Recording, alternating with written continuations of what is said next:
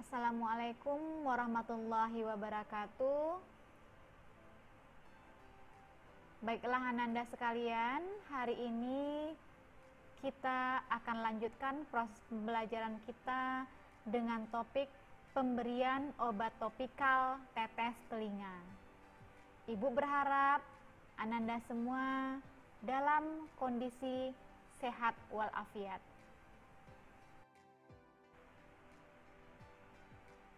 Tujuan pembelajaran kita hari ini adalah setelah mengikuti proses pembelajaran, diharapkan mahasiswa mampu memahami konsep dan teknik pemberian obat topikal melalui tetes telinga.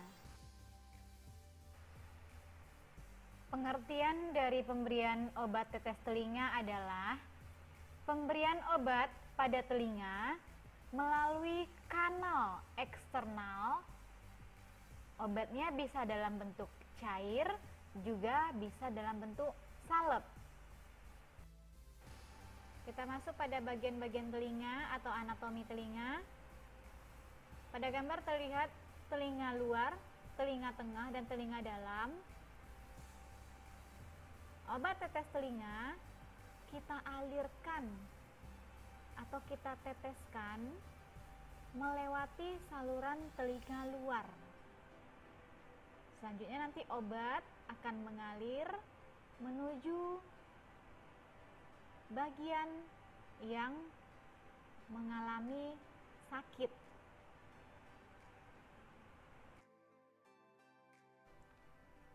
Selanjutnya kita masuk pada indikasi pemberian obat tetes telinga ini. Yang pertama adalah radang pada telinga luar. Nah, radang ini biasanya ditandai dengan adanya kemerahan, seperti terlihat pada gambar di sampingnya. Yang kedua, infeksi telinga tengah. Nah, misalnya infeksi pada gendang telinga atau membran timpani atau jaringan di sekitar tulang pendengaran, baik itu malleus, incus ataupun stapes. Yang ketiga, adanya kotoran telinga yang menumpuk, yang berakibat sakit pada telinga. Nah, kotoran telinga yang menumpuk ini biasanya mengeras, sehingga menekan jaringan di sekitar rongga atau saluran telinga. Tujuan dari pemberian obat tetes telinga ini ada 4. Yang pertama, memberikan efek terapi lokal, yaitu mengurangi inflamasi lokal. Misalnya, mengurangi kemerahan pada telinga. Juga membunuh organisme infektif yang berada pada kanalis eksternal telinga. Yang kedua, meredakan nyeri pada telinga. Nyeri juga merupakan tanda dari proses inflamasi pada telinga. Yang ketiga, melunakkan serumen agar mudah dikeluarkan. Yang keempat, memudahkan pengeluaran benda asing. Prinsip pemberian obat tetes telinga yang pertama, saat menghangatkan obat, perawat jangan sampai berlebihan merendam obat dalam air hangat terlalu lama, sehingga nanti akan menimbulkan panas dan rasa terbakar pada telinga pasien. Kemudian yang kedua, saat membersihkan serumen, jangan sampai serumennya terdorong ke dalam bagian telinga sehingga menambah penyumbatan. Yang ketiga, pemberian obat tetes telinga dilakukan pada sisi dinding telinga luar. Gunanya untuk mencegah terbentuknya gelembung udara yang dapat menghalangi masuknya obat ke dalam telinga. Kemudian yang keempat, mencegah risiko penularan infeksi sehingga tidak boleh kontak tetes telinga dengan bagian telinga tersebut. Persiapan alat dalam pemberian obat tetes telinga ini ada beberapa. Yang pertama adalah tentunya kartu obat. Dalam kartu obat ini bisa kita lihat data pasien dengan lengkap, kemudian jenis obatnya apa yang akan kita berikan, kemudian dosisnya, rutenya, nama pasiennya, sehingga harus dibaca dengan jelas. Nah, di samping terlihat contoh kartu obat yang bisa digunakan pada pemberian obat. Persiapan obat selanjutnya ada obat telinga dan alat tetesnya, atau bisa juga berupa salep.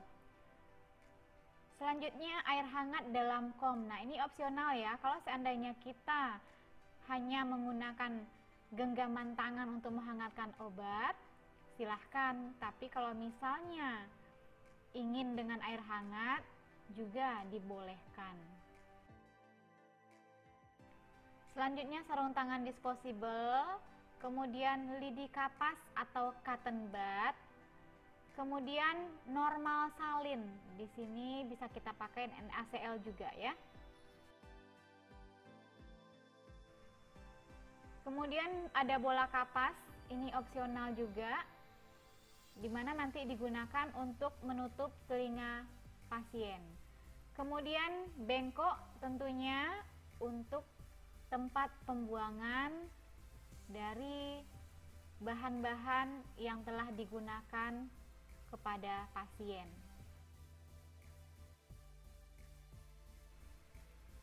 Kita masuk pada prosedur tindakan dalam pemberian obat tetes telinga ini. Yang pertama, cek kartu obat. Nah, seperti yang lalu-lalu juga, kita cek dulu di kartu obat nama pasien, kemudian obatnya apa, dosisnya berapa, kemudian waktu pemberiannya itu kapan, rutenya apakah benar dengan tetes telinga. Nah, tujuannya apa? Supaya menjamin pemberian obat yang benar dan tepat. Nah, di sini juga kita bisa lihat apakah telinga yang kanan atau yang kiri yang akan menerima obat ini. Setelah kita cek obatnya, kita cek kartu obatnya, kemudian kita cek identitas pasien. Bisa melalui gelang identitas pasien atau bisa juga dengan bertanya secara langsung kepada pasien. Kemudian jelaskan prosedur kepada pasien. Tujuannya apa? Untuk mengurangi rasa cemasnya.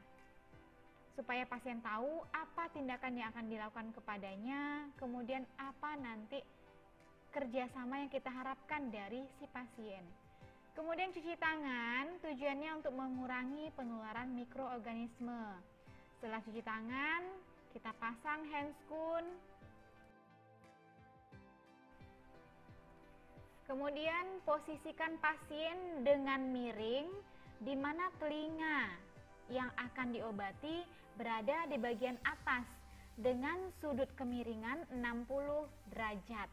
Nah, kita lihat dari bidang datar, kemudian telinganya miring, itu sudutnya 60 derajat, membentuk sudut segitiga sama sisi.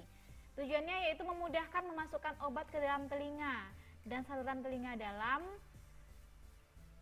di mana posisi siap menerima obat. Kemudian kaji kondisi struktur telinga luar dan salurannya. Nah, dengan kita melihat struktur telinga, kita bisa melihat, mengevaluasi bagaimana respon terhadap pengobatan tersebut. Apakah merahnya berkurang atau seperti apa. Kemudian jika serumen atau drainase menyumbat bagian paling luar saluran telinga, bersihkan dengan lembut menggunakan lidi kapas.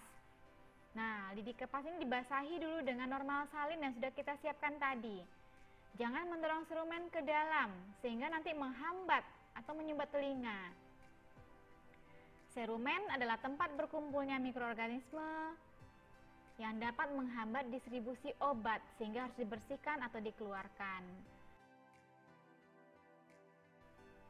Kemudian hangatkan obat dengan genggaman tangan perawat atau bisa juga dengan merendam obat dalam kom air hangat. Tujuannya supaya obat lebih hangat dan nyaman saat dimasukkan ke dalam telinga pasien, karena kalau dingin akan terasa sejuk dan mengagetkan. Kemudian luruskan saluran telinga. Caranya bagaimana? Dengan menarik daun telinga ke bawah, kemudian ke belakang. Itu untuk anak-anak berusia kurang dari 3 tahun. Namun bila untuk dewasa atau anak-anak berusia lebih dari 3 tahun menarik daun telinga dengan cara ke atas lalu keluar. Tujuannya tentunya untuk meluruskan saluran telinga dan memberikan akses masuk langsung ke bagian struktur telinga luar yang lebih dalam. Lebih jelasnya bisa dilihat di gambar Ananda yang di atas untuk anak usia kurang dari 3 tahun, yang di bawah untuk dewasa dan anak lebih dari 3 tahun. Berikan obat tetes telinga ini. Bila obatnya berupa tetesan, maka dialirkan pada sisi telinga dengan jarak antara telinga dengan alat tetes ini 1 cm. Tidak boleh mendorong tetesan langsung ke bagian telinga bagian dalam karena akan menyebabkan cedera pada gendang telinga. Dan supaya tidak terbentuk gelembung udara pada liang telinga akibat meneteskan cairan langsung ke tengah telinga. Bila berupa salep, ambil lidi kapas, kemudian berikan salep pada ujung lidi kapas, lalu oleskan pada liang telinga. Minta pasien posisi miring selama 5 menit, kemudian pijit tragus telinga supaya obatnya merata. Selanjutnya bila diperlukan, tempatkan bola kapas di bagian telinga terluar. Biarkan selama 10-15 menit. Jangan menekan kapas ke bagian terdalam saluran. Tujuannya kenapa diberi bola kapas? Untuk mencegah obat keluar ketika pasien duduk atau merubah posisinya. Selanjutnya, buang suplai yang telah dipergunakan tadi untuk pemberian obat ini, kemudian buka sarung tangan yang kotor, buang pada bengkok, lalu cuci tangan. Tujuannya adalah supaya pekerjaan kita menjadi lebih rapi dan mengurangi penularan infeksi. Bantu pasien mengambil posisi yang nyaman setelah tetesan diabsorpsi. Kemudian evaluasi kondisi telinga luar di antara pemasukan obat. Sebelumnya bagaimana, kemudian setelah diberikan obat bagaimana. Kemudian catat obat, dosis, jumlah tetesan, waktu pemberian, kemudian telinga yang mana yang diberi obat, di mana pencatatan tersebut dilakukan pada kartu obat. Tujuannya pencatatan yang tepat pada waktunya akan mencegah terjadinya kesalahan dalam pemberian obat.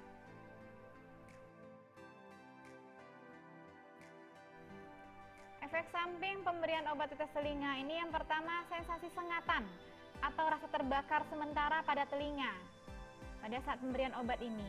Kemudian telinga menjadi merah. Kemudian bengkak di bagian dalam telinga. Selanjutnya reaksi alergi serta menimbulkan rasa sakit yang baru. Ini bisa sebagai akibat atau efek samping dari obat tetes telinga yang kita berikan. Untuk itu kita perlu hati-hati supaya bisa meminimalkan efek samping akibat pemberian obat ini. Selanjutnya kita akan menjelaskan kelebihan dari pemberian obat tetes telinga ini. Yang pertama, sangat baik untuk pemberian dosis kecil karena dia hanya berupa tetesan yang sifatnya sangat sedikit. Kemudian mudah dalam pemberian, terutama usia balita yang belum dapat menelan obat dengan baik. Jadi kalau oral itu harus ditelan, dimana kita tahu balita sangat sulit sekali dengan hal ini. Kemudian obat lebih mudah diabsorpsi, langsung ke sasaran yang mana yang mengalami nyeri, yang mana mengalami inflamasi. Kemudian resiko iritasi lambung tidak ada, tentu saja karena tidak melewati saluran pencernaan. Selain kelebihan, tentunya pemberian obat ini juga punya kekurangan. Yang pertama, diperlukan dosis obat yang presisi, sehingga nanti antar tetesan misalnya, itu bisa tepat pemberiannya. Kemudian, stabilitas bentuk larutan biasanya kurang baik. Jadi kalau misalnya kita lupa mengocoknya, nah itu biasanya larutannya menjadi tidak stabil. Sekian dulu perkuliahan kita hari ini. Banyak maaf bila ada kesalahan. Terima kasih atas perhatiannya. Ibu akhiri dengan Assalamualaikum warahmatullahi wabarakatuh.